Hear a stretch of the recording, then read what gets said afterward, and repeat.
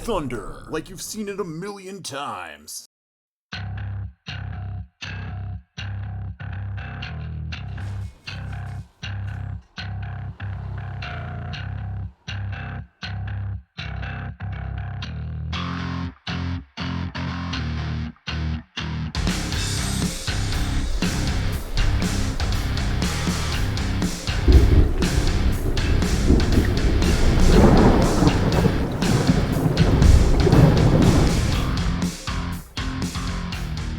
Hey, good morning. Welcome back to American Truck Simulator.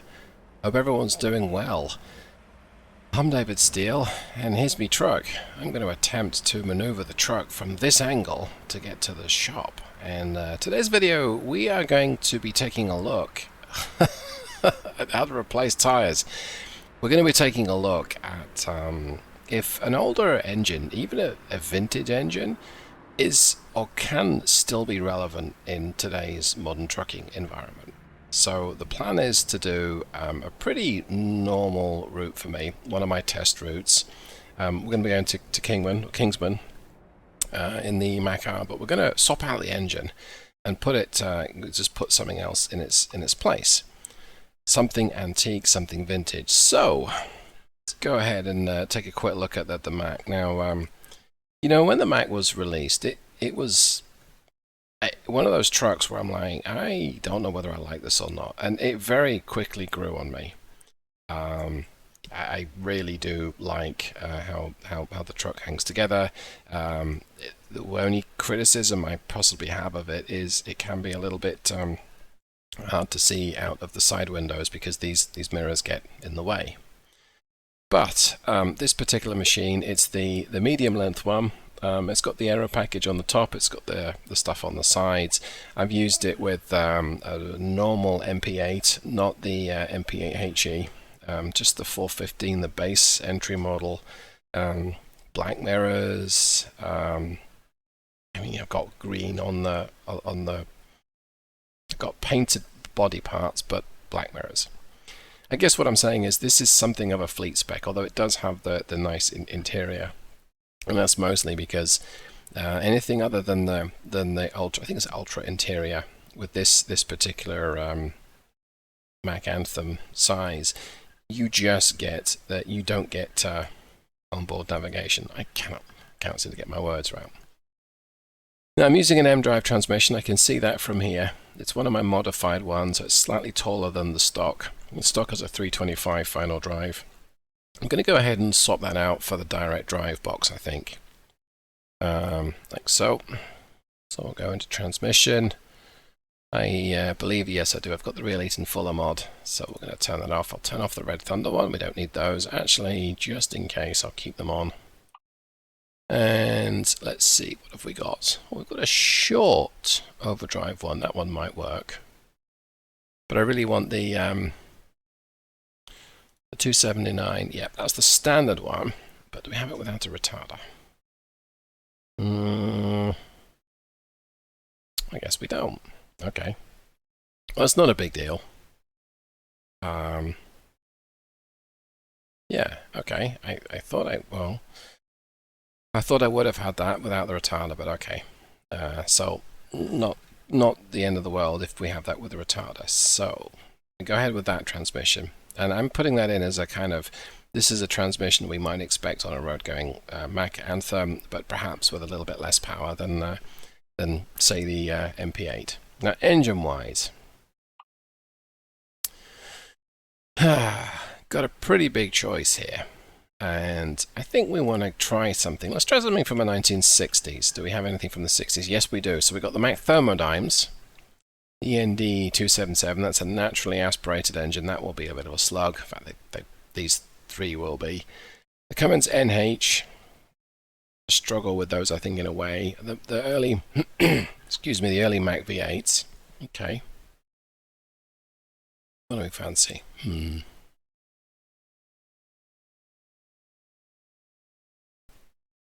Let's try the 1970s, and by this point, the Clean Air Act had introduced some emissions changes to the engines, so these are a little bit more in keeping. We'll not be able to go through California with these engines. Got higher powered Mack power plants, some Detroit diesel 2 strokes, and the Cummins Super 250. That's an interesting engine. That probably would be a curious one to try. Another Mack V8.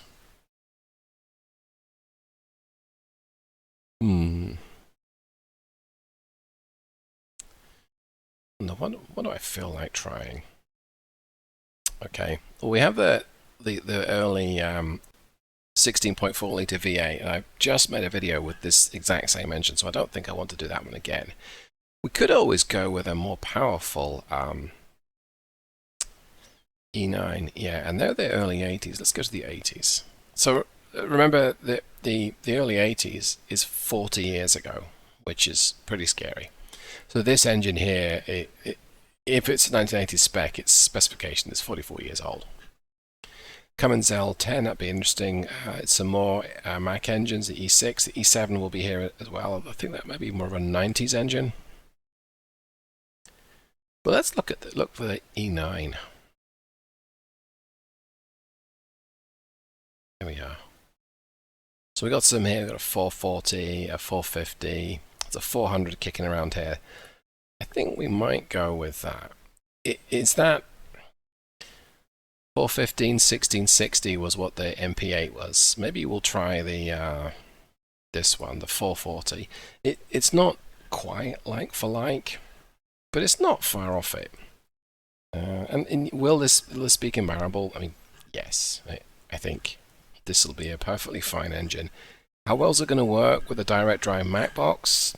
Not so sure.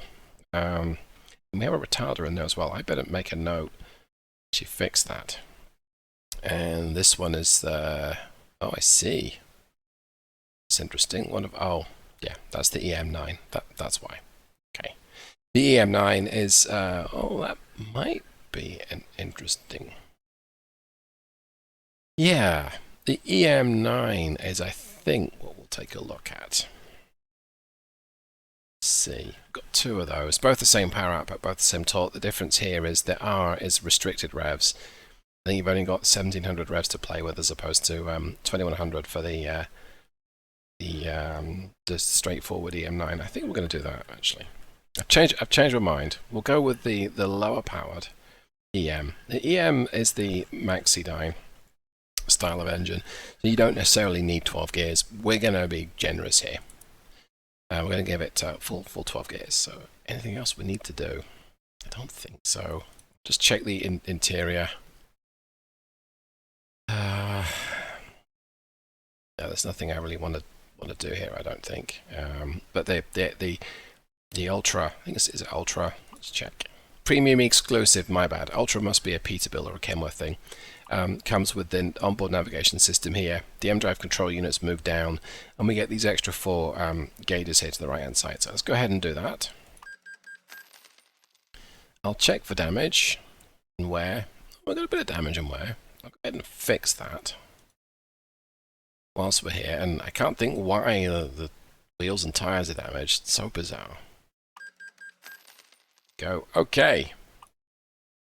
That's done that. So I'm going to go ahead and pause the video. I'm going to go ahead and I'm going to find a job that we need to take. Let's start this up. Make sure it works. Yep, seems to work fine. So I'll be right back when I've found a job, and we'll go and collect it. Right, that was very quick for you, pretty quick for me as well. Let's go ahead and get this trailer connected. So we grabbed a 41,500 pound load going to Kingman. What is this? Frozen food. Okay. So it's quite a reasonable load.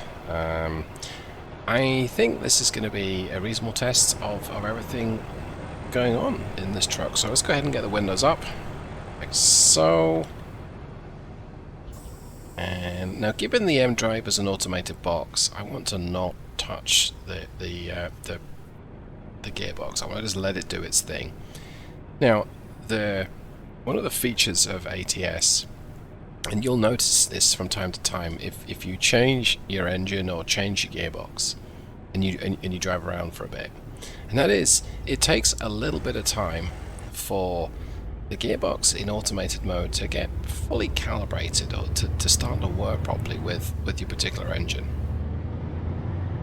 And it's only a few miles normally, or a few minutes, and so of course when I drive off from the Volvo dealer with the new engine and the mDRIVE installed, this thing is, it wasn't the smoothest driving off. Partly that's because driving bobtail, the truck's designed to be hauling weight, so you got nothing behind you. The transmission sometimes just doesn't really work so well. But it's much better now I've got all this weight behind me, which is good. I think actually I may be able to make this. I think I will. Okay, it's a double, which makes life an awful lot easier, so there we go. Right, so let's do this. Being a bit inconsiderate of all the traffic around me right now, but okay. Check that can go. There's nothing from the left.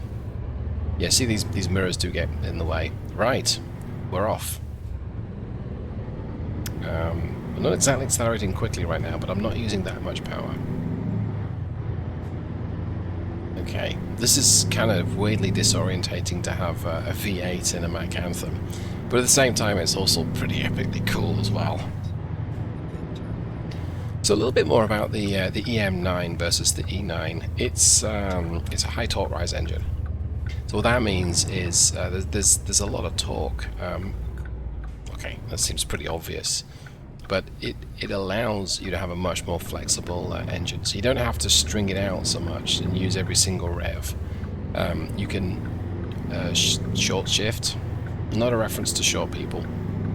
You can shift lower down in the rev range, use fewer revs and make adequate progress. Now here in the Mack Anthem, it's 1500 revs and it hasn't upshifted. In fact, it's actually losing speed going up this little bridge. But it is pretty steep, so I'm not unduly concerned about that. And I want to be a little careful with the truck because it's not yet up to temperature. Okay, that's better. So in a way, the EM9 should be more comparable to a modern trucking experience versus the E9. I don't think it'll make that much of a difference, but it's just going to be interesting to see that, you know what, this is a high torque rise engine. Modern engines tend to be more of a high torque rise engine design anyway, so the conventional E9 is not a high torque rise. It should make life easier. I mean, so far the mDRIVE is working great. It is a very nice set of ratios, regardless of the final drive that you use. It's very pleasant to work with. The mDRIVE is probably one of the reasons why I like the Mack Anthem, and to be fair, iShift as well. The gearboxes are very, very similar. So it does, it's just a pleasant experience. At least with the MP7 and MP8. So far though, I'm happy with the V8. Let's see, moving off in first. Now, what do I expect of the trip? I think it's going to be a little noisier than the inline 6. Either the MP8 was what I just had, or the MP7. It's going to be a little noisier. It's going to need to be rev more. I think it's going to perform solidly. I don't think I'm going to have an issue with the performance, really. I'm a little bit down in torque compared to what I had before, but 15-20 foot-pounds is not a terrible amount of torques to have, and it's more than some of the, quite a few of the basic MP7s, the 11-litre engine. This engine produces peak torque at just over 1200 revs, so that is very handy. I think the MP7 MP8's 1100 revs, depending on the normal models. The MP8 HE is from 900 revs. I need to be in the left lane here. So, not a million miles away from a modern Mack engine in terms of where the torque comes in. The full-blown E8, and I'm saying that like the the full-blown E9. I'm saying that like the EM9 is somehow less of an engine. The conventional E9 produces its torque a little higher, but not that massively high. So I don't really, I don't anticipate any issues. I got a nice gradient to go up and a gradient to come down. The retarder's really going to help keep my speed under control. That retarder is going to be very, very handy. It means that the truck likely won't be able to pull away from me or roll away from me. Do have an engine brake. Engine brake on the V8 is a little weak compared with other similar power engines, but the V8 doesn't lend itself so good to engine brakes from what I've read. It picks up just fine. There's a little deadness as the clutch engages, but no different to the inline-6 is there. We have a progressive shift pattern set up with this engine. I think all of my engines do. And that means that if I accelerate firmly away from a junction, like I'm doing now, and I lift off, it shifts up almost immediately. So I went from giving it lots of power to just feathering the throttle there, and it shifts up. So that's a very nice way to drive, and it suits the automated boxes incredibly well, because that's what they do in real life. That's what your passenger car likely does. And yeah, it just makes it a real pleasant experience. Thanks again to Zach for pointing out that someone else was doing shift points better than me and showing me how to find it and how to fix it. I'm going to feed in a bit more power as we climb up the hill. Let's see if it wants to downshift. No, it's not. But that's full power, and let's let it keep going.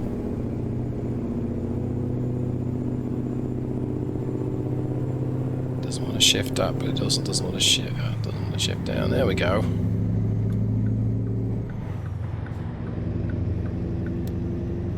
So if you have got the Steel Productions engine pack and you're playing around with it, you'll notice that the ET1005 has a different turbocharged sound to it. That is completely by design. That's got a slightly whinier turbo. It doesn't have the whole blow-off sound thing going on there.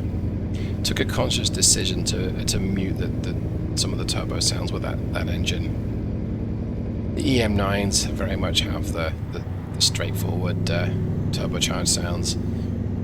Okay, so we're in 10th going up this gradient, and that's okay. We can lug it. It'll lug itself nicely, but yeah, see, it gets to about 1200 RPM and it wants to downshift, so down another gear.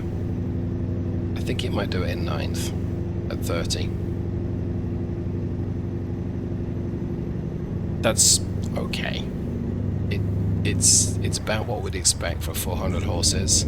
It's maybe not what we might expect from a 16.4 litre V8, but it's mechanically injected. It's old school. This thing is 40 years old. No, not 20. So it's a 40-year-old design. I'm going to give it a little bit of leeway. Let's get my speed under control. You can hear the retarder kicking in there. That's beautiful. It's if you have a retarder, and I should explain, I use the automated speed control feature with the retarder. If you speed, it's on you. It's never a hill's fault. This game, I don't know if it simulates. I've never seen it simulate extra temperature going in the cooling system through using a retarder. But I also haven't looked at it since the update to 1.5.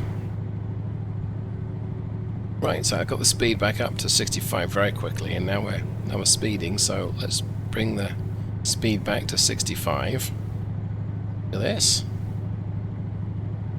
Don't look at the trip computer showing 3.5 miles per gallon, but progress-wise, yeah, we're doing great.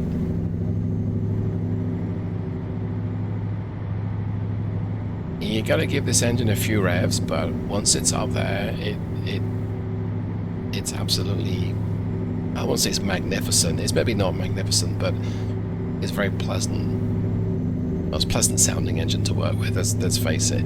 I want to say who doesn't like a good old-fashioned chunky turbo diesel V8, but I'm sure there are lots of people that don't like that.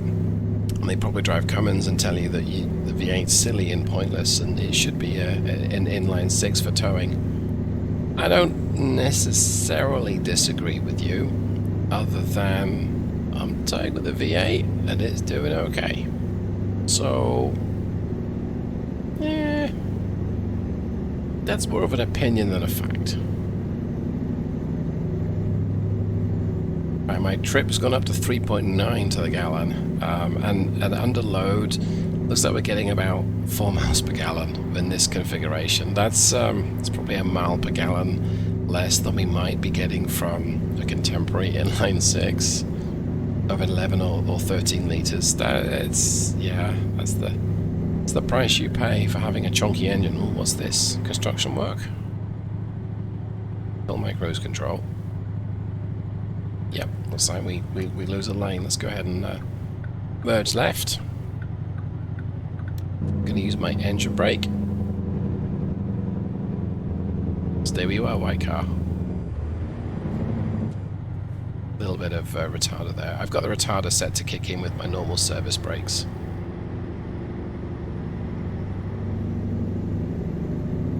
Oh, speed. Don't speed through the construction work, David. But we're in top gear at 55. Limit's gone to 75, so let's see if we can get to 75 before we reach this this port of entry. I don't think we will. Well, I know that we won't. Let's see. Yay, great. So let's be in to be weighed and measured. I'm happy about that, as I would like to see what this total gross vehicle weight is.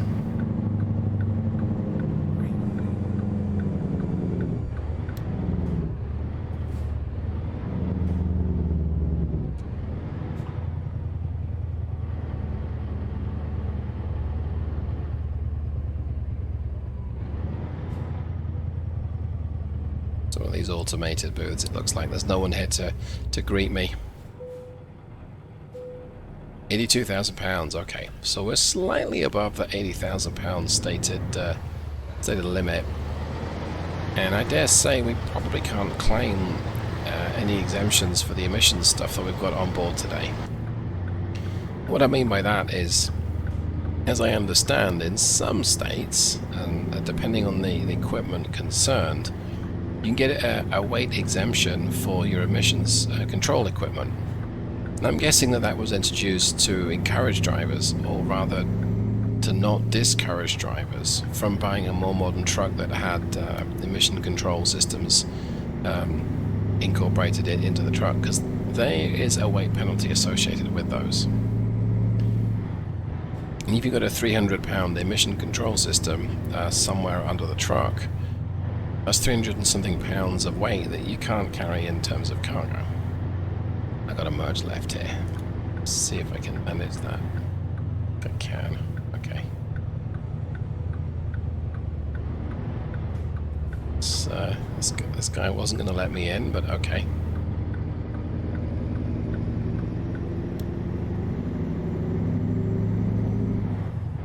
Something I worked long and hard with the Mack E9 engines is I really wanted to give it that mechanical feeling with the torque curve. And I appreciate that sounds completely and utterly either bonkers, stark, raving mad crazy, kind of like Brexit, or like a what are you on about? And let me try and explain the best I can. So modern engines with electronic control have a very clinical feeling and looking torque curve. So let's say, great, a good example is the Mack MP8HE. It hits its peak torque at 900 RPM. And from 900 RPM until whenever the engine designer or the fleet manager or whoever decides, its torque curve is completely flat. And it means if you, let's say it's flat from say 1200 to from 900 to say 1250 RPM. If you go to accelerate at any engine speed between those two, you're gonna get the same amount of torque. And gear for gear in the lower to mid gears, you're gonna get similar kind of acceleration. Doesn't really matter where you are in between the 900 to 1200 RPM range. At higher speeds it does because power has a factor, but lower to middle gears. Compare that with a mechanical engine. With a mechanical injected engine, the torque curve really is a curve. And I like curves. I like luscious, rounded curves that go up and then come down. And that's what you get with a mechanically injected engine. And you see this with passenger cars. You see this with turbocharged cars. Most turbos are fuel injected. Downshifted for me there and then immediately went back, lost a bit of speed. So you see that with fuel injected cars, and you see it with modern diesels, but mechanical diesels less so. Well, having a rounded torque curve is one of the ways to do that. The other way is to play around with the friction of the engine and see if you can manipulate that a little bit so the revs don't change too quickly.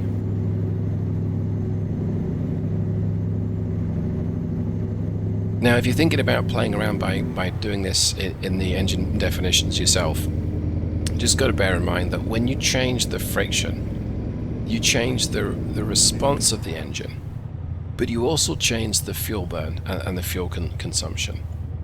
And luckily with the E8, oh my gosh, it's an E9, it's an 8-cylinder E9. Luckily with the E9, it turns out that for most engines you want to set that to be parity, to be 1.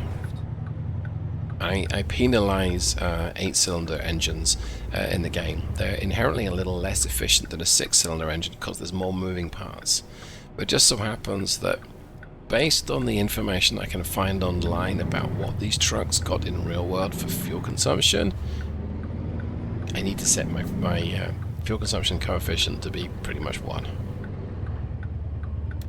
On the inline 6s, you may want to penalize the engine by somewhere between sort of 7 to 12%, depending on the exact engine. And that's a bit of a, well, people report it that they get this. I don't know what their full spec is. I'm just going to have to guess.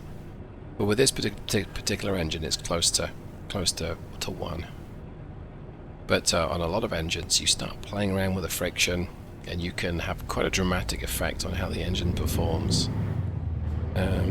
Not just in terms of acceleration, in terms of braking, in terms of how well it shifts. If you're using a manual, you might want to adjust this. I know that Zach does this too. But you also change the fuel consumption of it. It's a great way of getting 12 miles per gallon from an engine with really low internal friction, but it would be horrible to change gear because it will hang on to the revs massively, and it's a bit false. Right, we made it. Let's go ahead and do the where should I place it. Alright, so what do I think to this then? Could this engine be viable in a modern truck? In terms of driving it, yes, absolutely. No issues there whatsoever. But I think the catch, we're about to discover what the catch is, and the catch is fuel consumption. This is going to have been a thirsty truck. I saw the trip was, I think, 4.1, it got up to. So let's go ahead and I'll shut it down. Let's see what the fuel consumption was, because I don't think it'll be great. Right, 120 miles and 29.4 dear. Just over 4 to the gallon, I can already tell that. 4.1. Okay. I would probably use half the fuel in a modern 11-litre engine. Something like an MP7, 390 or 425 horsepower version. Would offer comparable performance, about the same, maybe a little quicker in some regards, a little slower in others. And I might get close to 8 miles per gallon from that. Is it worth it? I don't know. The V8 does sound much more interesting than an inline 6, but if I had to pay the bills, probably would not be using the E9. Right, well I hope that you enjoyed today's video. Apologies for saying E8 all the time when I meant E9. Must be that time of day for me. Thanks so much for hanging out with me. Hope you enjoyed this. Leave a like if you did, subscribe for more adventures, and hopefully I'll see you in the next one. Goodbye.